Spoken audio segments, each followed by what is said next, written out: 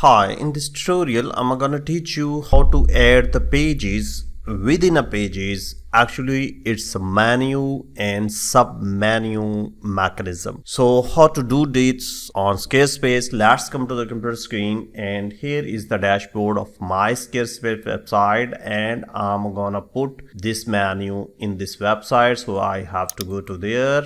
Here you have to click pages. Here you will find 3 pages here. You can see them here. So if you want to create a sub menu or pages within a pages, then you have to go and click this plus icon and create a folder. Name this folder like main menu, then click side, then create pages.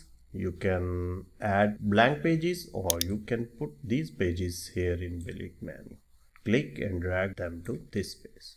Let me refresh. You can see our menu has created and the pages and sub pages has created. So this is a way how to create a page within a page in a menu.